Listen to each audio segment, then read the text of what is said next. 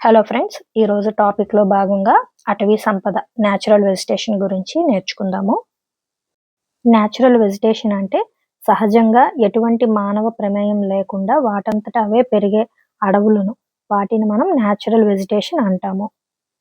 ఒక ప్రదేశంలో నేల, అలాగే అక్కడి వర్షపాతము, క్లైమేట్ వాతావరణము, సూర్యకాంతి, సముద్ర మట్టం నుంచి అది ఎంత ఎత్తులో ఉంది అనేది రిలీఫ్ ఫీచర్స్, ఇవన్నీ మనకి వెజిటేషన్ని ఎఫెక్ట్ చేస్తాయి. మన దేశంలో వర్షపాతాన్ని బట్టి అడవులను విభజించారు. వాటి గురించి ఇప్పుడు తెలుసుకుందాం. ముందుగా ట్రాపికల్ ఎవర్గ్రీన్ ఫారెస్ట్స్, వీటిని సతత హరితారణ్యాలు అంటారు. ఇవి ఎక్కువ వర్షపాతము అంటే 200 సెంటీమీటర్ల కన్నా ఎక్కువ వర్షపాతం ఉండే ప్రాంతాలలో మనకి కనిపిస్తాయి. వీటిని సతత హరితారణ్యాలు, ఎవర్గ్రీన్ ఫారెస్ట్స్ అని ఎందుకు అంటాము అంటే, ఈ అడవులు ఎప్పుడూ కూడా ఆకులు నిత్యం పచ్చగా ఉంటూ అసలు మానవుడు వెళ్ళలేని అంటే మానవ నివాస యోగ్యం కాని విధంగా ఈ అడవులు దట్టమైనవిగా ఉంటాయి. అందుకే వీటిని ట్రాపికల్ ఎవర్గ్రీన్ ఫారెస్ట్స్, సతత హరితారణ్యాలు అంటాము.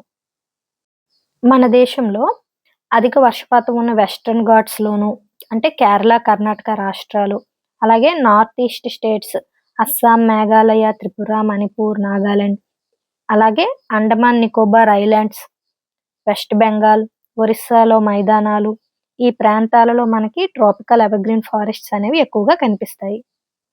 ఈ ప్రాంతాలలో పెరిగే వృక్ష జాతులు తీసుకుంటే రోజ్వుడ్, నల్ల తుమ్మ, చంపక వృక్షం, టూన్, ఎబోని, మహాగోని, సిమోర్, లారెల్, వెదురు, రెడ్ సీడర్, రబ్బర్, బ్యాంబూ, ఇటువంటి చెట్లన్నీ కూడా మనకి ఇక్కడ పెరుగుతాయి. తర్వాత ట్రోపికల్ డెసిడ్యూస్ అంటే ఆకురాల్చు అడవులు, వీటినే ఋతుపవన ప్రాంతపు ఆకురాల్చే అడవులు అంటాము. ఇవి మనకి వేసవి కాలం ముందు వచ్చే వసంత ఋతువులో ఆకులను రాలుస్తాయి కాబట్టి వీటికి ఆ పేరు వచ్చింది. ఈ అడవులు వర్షపాతాన్ని బట్టి మళ్ళీ 2 రకాలుగా విభజించారు. ట్రోపికల్ డ్రై డెసిడ్యూస్ ఫారెస్ట్స్, అలాగే మాయిస్ట్ డెసిడ్యూస్ ఫారెస్ట్. మనకి 200 నుంచి 100 సెంటీమీటర్ల వర్షపాతం ఉంటే మనము వాటిని మాయిస్ట్ డెసిడ్యూస్ ఫారెస్ట్స్ అంటాము. అంటే తేమతో కూడిన ఆకురాల్చే అడవులు. అలాగే 100 నుంచి 70 సెంటీమీటర్ల వర్షపాతం ఉంటే మనం వాటిని డ్రై డెసిడ్యూస్ ఫారెస్ట్స్ అంటాము. ఈ ప్రాంతంలో ఉండే ముఖ్యమైన చెట్లను తీసుకుంటే టేక్, సాల్. సాల్ అనే ఈ చెట్టు మనకి ఎకనామికల్ గా కూడా చాలా ఇంపార్టెంట్. అలాగే Sandalwood, neem, sesame, bamboo, Kusum, Arjun. ఈ అర్జున్ అనేది మనకి ఆయుర్వేదంలో ఎక్కువగా ఉపయోగిస్తారు. అలాగే మల్బరీ. ఇవన్నీ కూడా మనకి ఆకురాల్చు అడవుల్లో ముఖ్యమైన చెట్లు. మనకి ఈ అడవులు ఏ ఏ ప్రాంతాలలో ఉన్నాయో చూసుకుంటే ఇవి ఎక్కువగా మధ్యప్రదేశ్, ఒరిస్సా, జార్ఖండ్ ఈ రాష్ట్రాలలో మాయిస్ట్ డెసిడ్యూస్ ఫారెస్ట్స్ అనేవి ఎక్కువగా ఉంటాయి. తేమతో కూడిన ఆకురాల్చు అడవులు. ఇవి మధ్యప్రదేశ్, ఒరిస్సా, జార్ఖండ్ లో కనబడతాయి 100 నుంచి 200 సెంటీమీటర్ల వర్షపాతం మధ్యలో. నెక్స్ట్ డ్రై డెసిడ్యూస్ ఫారెస్ట్స్ అంటే పొడి ఆకురాల్చు అడవులు. ఇవి మనకి దక్కన్ పీఠభూమిలో ఎక్కువగా కనిపిస్తాయి. అలాగే బీహార్, ఉత్తరప్రదేశ్ లో కూడా ఇవి ఎక్కువగా ఉంటాయి. ఇక్కడ చూసుకుంటే వర్షపాతం మనకి 70 నుంచి 100 సెంటీమీటర్ల మధ్యలో ఉంటుంది. నెక్స్ట్ థోర్న్ ఫారెస్ట్స్, వీటిని ముళ్ళ జాతి అడవులు అంటాము.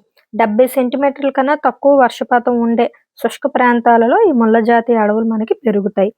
భారతదేశంలో పంజాబ్, రాజస్థాన్, ఉత్తరప్రదేశ్, అలాగే గుజరాత్లో కొన్ని ప్రాంతాలలో, ఇంకా సముద్రానికి దూరంగా ఉన్న దక్కను పీఠభూమి ప్రాంతాల్లో ఈ ముళ్ళ జాతి అడవులు మనకి ఎక్కువగా కనబడతాయి.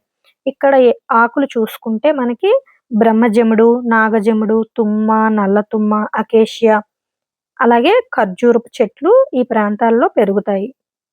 నెక్స్ట్ మడ అడవులు, మ్యాంగ్రూవ్ ఫారెస్ట్స్, వీటిని క్షార జలారణ్యాలు కూడా అంటాము. బురద, ఒండ్రు మట్టితో కూడిన సముద్ర తరంగాలు ఎక్కడైతే డెల్టాలు ఏర్పరుస్తాయో ఆ ప్రాంతాలలో ఈ అడవులు మనకి ఎక్కువగా పెరుగుతాయి. ఈ చెట్ల తాలూకు వేళ్ళు భూమి లోపలికి చొచ్చుకొని వెళ్ళి ఉప్పు నీటిని కూడా శోషించుకొని ఆ వాతావరణంలో పెరిగే విధంగా అనువుగా ఉంటాయి. గంగా, బ్రహ్మపుత్ర డెల్టాలలో మనకి సుందరి ట్రీస్ అనేవి ఎక్కువగా కనబడతాయి. ఈ సుందరి వృక్షాల పేరుతోనే మనకి ఈ బ్రహ్మపుత్ర, గంగా డెల్టాకు సుందర్బన్స్ అని పేరు వచ్చింది. మనకి వెస్ట్ బెంగాల్‌లో సుందర్బన్స్, ఒరిస్సాలో బిటర్‌కనిక, అలాగే ఆంధ్రప్రదేశ్‌లో గోదావరి డెల్టా ఈ మడ అడవులకు ప్రసిద్ధి. మౌంటైన్ ఫారెస్ట్స్ పర్వత ప్రాంతపు అడవులు. పర్వతాల ఎత్తు బట్టి వీటిలో కూడా మళ్ళీ రకాలు ఉంటాయి. హిమాలయాల్లో 1800 మీటర్ల నుంచి 3000 మీటర్ల ఎత్తు వరకు ఉండే అడవులను కోనిఫెరస్ ఫారెస్ట్స్ అంటే శృంగాకారపు అడవులు అంటాము. వీటిలో మనకి స్ప్రూస్, ఫర్, సీడర్ ఇవి ముఖ్యమైనవి. ఇవి మెత్తటి కలపని ఇస్తాయి మనకి. ఇది మనము కాగితాల తయారీకి, అగ్గిపెట్టెల తయారీకి ఎక్కువగా ఉపయోగిస్తాము. తర్వాత 3000 మీటర్లు మించి ఎత్తైన ప్రాంతాలలో మనకి ఆల్పైన్ అడవులు కనిపిస్తాయి. సిల్వర్ ఫర్, జూనిపర్, పైన్ ఇవన్నీ కూడా మనకి ఆల్పైన్ అడవుల కిందకు వస్తాయి. కోనిఫెరస్ శృంగాకారపు చెట్లు చూసుకుంటే పైన్, డియోడర్, సిల్వర్, స్ప్రూస్, సీడర్ ఇవి మనము శృంగాకార అడవులు, కోనిఫెరస్ ట్రీస్ గా చెప్తాము. మనకి రీసెంట్ గా వచ్చిన Indian state of forest report చూసుకుంటే భారతదేశంలో మొత్తం ఫారెస్ట్ అండ్ ట్రీ కవర్ 25.17% గా ఉంది. మనకి జాతీయ అటవీ విధానం ప్రకారం టార్గెట్ 33% ఉండాలి. ప్రస్తుతానికి ఫారెస్ట్ కవర్ 25.17% ఉంది. దీనిలో ఫారెస్ట్ కవర్ 21.76%, ట్రీ కవర్ 3.41%. అటవీ సంపద ఎక్కువగా ఉన్న రాష్ట్రాలు చూసుకుంటే మధ్యప్రదేశ్, అరుణాచల్ ప్రదేశ్, ఛత్తీస్గఢ్, ఒరిస్సా, మహారాష్ట్ర. అలాగే అటవీ విస్తీర్ణం తక్కువగా ఉన్న రాష్ట్రాలు చూసుకుంటే హర్యానా, పంజాబ్, గోవా, సిక్కిం, బీహార్. యూనియన్ టెరిటరీస్లో ఫారెస్ట్ ఏరియా ఎక్కువగా ఉన్న రాష్ట్రాలు Jammu Kashmir, Andaman Nicobar, Ladakh.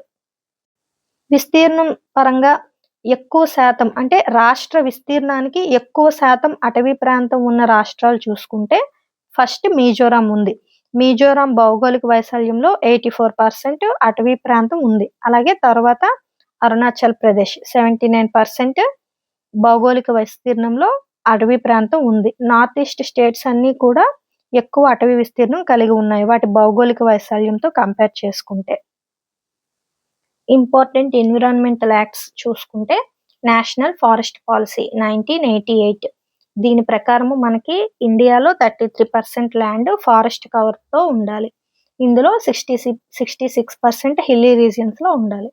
Next wild life protection act 1972, biological diversity act 2002. అడవులకు సంబంధించి ముఖ్యమైన ఫారెస్ట్ మూమెంట్స్ వీటిని చూసుకుంటే ఫస్ట్ బిష్నోయ్ ఉద్యమం 1730లో జరిగింది. రాజస్థాన్లో ఖేజ్రీ అంటే జమ్మి చెట్లు కాపాడడం కోసం 363 మంది తమ ప్రాణాలను అర్పించారు. ఈ ఉద్యమానికి నాయకురాలు అమృతాదేవి. దీనిని బిష్నోయ్ ఉద్యమం అంటారు. ఇది 1730లో రాజస్థాన్లో జరిగింది. తర్వాత చిప్కో ఉద్యమం, ఇది 1973లో జరిగింది. ఉత్తరాఖండ్లోని చమోలి ప్రాంతంలో సుందర్లాల్ బహుగుణ, చండీ ప్రసాద్ భట్లు ఈ ఉద్యమాన్ని ప్రారంభించారు. చెట్లు నరకడాన్ని అడ్డుకోవడానికి చెట్లను కౌగలించడం, హగ్గింగ్ ద ట్రీస్ ఈ కాన్సెప్ట్ ద్వారా ఈ ఉద్యమం అనేది ప్రసిద్ధి చెందింది. తర్వాత అప్పికో ఉద్యమం, ఇది కర్ణాటకలో షిమోగా ప్రాంతంలో జరిగింది. చిప్కో ఉద్యమంకి దక్షిణ రూపంగా చెప్తారు ఈ అప్పికో ఉద్యమాన్ని. దీనికి నాయకులు పాండురంగ హెగ్డే. ఈ అప్పికో ఉద్యమంకి నినాదము ఉలిసు, బెలెసు, బలుసు అంటే ప్రొటెక్ట్, గ్రో అండ్ యూజ్. అప్పికో ఉద్యమం యొక్క నినాదము ఉలిసు, బెలెసు, బలుసు, ప్రొటెక్ట్, గ్రో, యూజ్. దీనికి నాయకులు పాండురంగ హెగ్డే. తర్వాత సైలెంట్ వ్యాలీ ఉద్యమం 1970 కేరళలో పలక్కాడ్లో జరిగింది. మెగా బయోడైవర్సిటీస్ గురించి తీసుకుంటే భారతదేశంలో మొత్తం 18 మెగా బయోడైవర్సిటీస్ ఉన్నాయి. అందులో 12 యునెస్కో గుర్తింపును కూడా పొందాయి. మన దేశంలో మొట్టమొదటి బయోస్పియర్ రిజర్వ్ నీలగిరి ప్రాంతంలో 1976 సంవత్సరంలో ఏర్పాటు చేశారు. మిగతా బయోస్పియర్ రిజర్వ్స్ గురించి చూసుకుంటే సుందర్బన్స్ బయోస్పియర్ రిజర్వ్ ఇది వెస్ట్ బెంగాల్లో ఉంటుంది. ఇది mangrove delta ecosystem. Royal Bengal tiger కు ఇది ఫేమస్. అలాగే నందాదేవి బయోస్పియర్ రిజర్వ్ ఇది ఉత్తరాఖండ్ లో ఉంది. Next Gulf of Mannar biosphere reserve ఇది తమిళనాడులో ఉంది. దేశంలో మొట్టమొదటిసారిగా ఏర్పాటు చేసిన నేషనల్ పార్క్ ఉత్తరాఖండ్ లో జిమ్ కార్బెట్ నేషనల్ పార్క్. ఈ నేషనల్ పార్క్ లో మనకి వృక్షాలు, జంతు జాతులను, అలాగే ప్రకృతిని వీటన్నింటినీ సంరక్షించి అభివృద్ధి చేస్తారు. ప్రస్తుతానికి మన దేశంలో మొత్తం 107 నేషనల్ పార్క్స్ ఉన్నాయి. వీటిలో ముఖ్యమైనవి Jim Corbett national park Uttarakhand, అలాగే అస్సాంలో ఖజీరంగా నేషనల్ పార్క్ ఇది 1 హార్న్డ్ రైనోస్ కి ఫేమస్. తర్వాత Gir national park Gujarat. Asiatic Lions కి ఉన్న ఏకైక హోమ్ గిర్ నేషనల్ పార్క్. తర్వాత సుందర్బన్స్. రాయల్ బెంగాల్ టైగర్ కు ఇది హోమ్. జాతీయ అటవీ పరిశోధన సంస్థ మనకి డెహ్రాడూన్ లో ఉంది. ఇందిరాగాంధీ ఫారెస్ట్ అకాడమీ కూడా డెహ్రాడూన్ లోనే ఉంది. Next Indian council of agriculture research యొక్క ప్రధాన కార్యాలయం కూడా మనకి డెహ్రాడూన్ లో ఉంది. వన్యప్రాణుల సంరక్షణ చట్టాలు చూసుకుంటే ప్రాజెక్ట్ టైగర్ 1973లో ప్రారంభించారు. ప్రాజెక్ట్ ఎలిఫెంట్ 1992లో ప్రారంభించారు. ఐఎస్ఎఫ్ఆర్ నివేదిక ప్రకారం మన ఆంధ్రప్రదేశ్లో డేటా చూసుకుంటే ఏపీలో ఫారెస్ట్ అండ్ ట్రీ కవర్ 21.74% ఉంది. మడ అడవుల విస్తీర్ణంలో మన రాష్ట్రం ఘనమైన పెరుగుదలను నమోదు చేసింది. మన రాష్ట్రంలో మడ అడవులు ఎక్కువగా విస్తరించి ఉన్న జిల్లాలు తూర్పుగోదావరి, కృష్ణా, గుంటూరు. అత్యధిక అటవీ ప్రాంతం ఉన్న జిల్లాలు తీసుకుంటే అల్లూరి సీతారామరాజు జిల్లా మొదటి స్థానంలో ఉంది. తర్వాత అన్నమయ్య, తిరుపతి జిల్లాలు వరుసగా ఉన్నాయి. ఫారెస్ట్ ఇంక్రీజ్ చేసిన జిల్లాల్లో చూసుకుంటే విజయనగరము, పొట్టి శ్రీరాములు నెల్లూరు జిల్లాలో ఫారెస్ట్ కవర్ అనేది ఇంక్రీజ్ అయ్యింది. అలాగే ఫారెస్ట్ కవర్ పర్సంటేజ్ తక్కువగా ఉన్న జిల్లాలు చూసుకుంటే గుంటూరు, కర్నూలు, బాపట్ల. మనకి అల్లూరి సీతారామరాజు జిల్లా ఫారెస్ట్ కవర్ ఎక్కువగా ఉన్న జిల్లాగా నమోదైంది. అంతేకాకుండా విస్తీర్ణం పరంగా జిల్లా విస్తీర్ణంతో పోల్చుకుంటే ఎక్కువ అటవీ సాంద్రత ఉన్న జిల్లాగా కూడా అల్లూరి సీతారామరాజు జిల్లా మనకి ముందు వరుసలో ఉంది. ఆంధ్రప్రదేశ్లో ముఖ్యమైన అటవీ ఉత్పత్తులను చూసుకుంటే ఎర్రచందనము. ఎర్రచందనం దీని శాస్త్రీయ నామము టీరోకార్పస్ శాంటలైనస్. ఇది కడప, చిత్తూరు, నెల్లూరు జిల్లాల్లో ఎక్కువగా పెరుగుతుంది. ఈ ఎర్రచందనాన్ని సంగీత వాయిద్యాలు, డ్రగ్స్ తయారీ, అలాగే సిల్క్, క్వాలికో వస్త్రాలు వేయడానికి కూడా ఉపయోగిస్తారు. ఎర్రచందనాన్ని జర్మనీ అలాగే జపాన్ దేశాలకు ఎగుమతి కూడా చేస్తున్నారు. తర్వాత టేకు వృక్షము తూర్పుగోదావరి జిల్లాలో ఎక్కువగా దొరుకుతుంది. వెదురు కూడా ఈ ప్రాంతంలోనే ఎక్కువగా లభ్యమవుతుంది. ఇప్ప పువ్వు కర్నూలు జిల్లా నల్లమల అడవుల్లోనూ, విశాఖ, తూర్పుగోదావరి అడవుల్లోనూ ఇప్ప పువ్వు ఎక్కువగా లభ్యమవుతుంది. శ్రీగంధం చెట్టు మనకి అనంతపూరు, చిత్తూరు జిల్లాల్లో ఎక్కువగా ఈ శ్రీగంధం చెట్లు పెరుగుతాయి. ఈ కలపను సుగంధ పరిమళ ద్రవ్యాల తయారీలో ఎక్కువగా ఉపయోగిస్తారు. ఆంధ్రప్రదేశ్లో మొత్తం 13 వన్యమృగ సంరక్షణ కేంద్రాలు ఉన్నాయి. ఇవి ఏ ఏ ప్రాంతాల్లో ఉన్నాయో ఒకసారి తెలుసుకుందాము. కోరంగి ఇది తూర్పుగోదావరి జిల్లాలో ఉంది. ఇక్కడ మనకి వైట్ బ్యాక్డ్ వల్చర్ అనేది చాలా ఫేమస్. అలాగే కర్నూలు, ప్రకాశంలోని గుండ్ల బ్రహ్మేశ్వరం వన్యమృగ సంరక్షణ కేంద్రం. తర్వాత చిత్తూరు జిల్లాలో కౌండిన్య. పశ్చిమ గోదావరి, కృష్ణా జిల్లాలలో కొల్లేరు సంరక్షణ కేంద్రం. కృష్ణా, గుంటూరు జిల్లాలలో కృష్ణా వన్యప్రాణి సంరక్షణ కేంద్రం. గుంటూరు, ప్రకాశం, కర్నూలు జిల్లాలలో కలిపి నాగార్జున సాగర్ సంరక్షణ కేంద్రం. Next Sri Venkateswara national park. ఇది చిత్తూరు జిల్లాలో ఉంది. ఇక్కడ వీల్డ్ వాటర్ బఫెలో అనేది ఫేమస్. పులికాట్ అనేది మనకి నెల్లూరు జిల్లాలో వస్తుంది. ఇక్కడ గ్రీన్ సీ టర్టిల్స్ అనేవి ఫేమస్. నెక్స్ట్ రోళ్లపాడు సంరక్షణ కేంద్రం. ఇది కర్నూలు జిల్లాలో ఉంది. ఇది గ్రేట్ ఇండియన్ బస్టర్డ్ కి చాలా ప్రసిద్ధి చెందినది. బట్ట మేకల పక్షి అంటాము. తర్వాత Sri Lankamalleswara wild life sanctuary. ఇది కడప జిల్లాలో ఉంది. తర్వాత శ్రీ పెనున్సిల నరసింహ సంరక్షణ కేంద్రం. ఇది కడప, నెల్లూరు జిల్లాలో ఉంది. తర్వాత కొంబాలకొండ వైల్డ్ లైఫ్ శాంక్చురీ. ఇది విశాఖపట్నం జిల్లాలో ఉంది. ఆంధ్రప్రదేశ్లో ఏకైక ఎలిఫెంట్ రిజర్వ్ కౌండిన్య. ఇది చిత్తూరు జిల్లాలో ఉంది. ఆంధ్రప్రదేశ్లో గల ఏకైక బయోస్పియర్ శేషాచలం బయోస్పియర్. ఇది తిరుపతి జిల్లాలో ఉంది. అలాగే మన రాష్ట్రంలో అతిపెద్ద వన్యప్రాణి సంరక్షణ కేంద్రం రాజీవ్ గాంధీ వన్యప్రాణి సంరక్షణ కేంద్రం.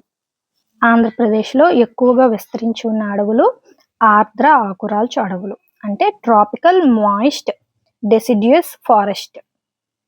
ఇవి 125 సెంటీమీటర్లు అంతకన్నా ఎక్కువ వర్షపాతం ఉన్న ప్రాంతాల్లో ఉంటాయి. మన ఆంధ్రప్రదేశ్లో ఇవి ఎక్కువగా శ్రీకాకుళం, విశాఖపట్నం, విజయనగరం, తూర్పుగోదావరి జిల్లాలలో ఉన్నాయి. అలాగే అనార్ద్ర ఆకురాల్చు అడవులు, అంటే 75 నుంచి 100 సెంటీమీటర్ల వర్షపాతం గల ప్రాంతాల్లో ఉండే అడవులు. ఇవి ఎక్కువగా కడప, కర్నూలు, చిత్తూరు జిల్లాల్లో ఉన్నాయి. ఆంధ్రప్రదేశ్ ఫారెస్ట్ డెవలప్మెంట్ కార్పొరేషన్ను 1974 సంవత్సరంలో ఏర్పాటు చేశారు. ఆంధ్రప్రదేశ్ రాష్ట్ర బయోడైవర్సిటీ బోర్డు ఇంటర్నేషనల్ బయోడైవర్సిటీ డేను ప్రతి సంవత్సరం మే 22వ తారీఖున నిర్వహిస్తుంది. సో ఇవి ఫ్రెండ్స్ ఈరోజు టాపిక్లో ఇంపార్టెంట్ పాయింట్స్. ఎగ్జామ్ ఓరియంటెడ్లో అన్ని పాయింట్స్ కవర్ చేశాను. ఈ టాపిక్పై ఇంకా ఏమైనా ఇంపార్టెంట్ పాయింట్స్ ఉంటే వాటిని కామెంట్స్లో మెన్షన్ చేయండి. వీడియోని ఇంతవరకు చూసినందుకు thank you so much. Video మీకు నచ్చినట్లయితే ఒక లైక్ చేయండి. అలాగే మనలాగే ప్రిపేర్ అవుతున్న ఇతర అభ్యర్థులకు కూడా వీడియోని షేర్ చేయండి. Thank you so much.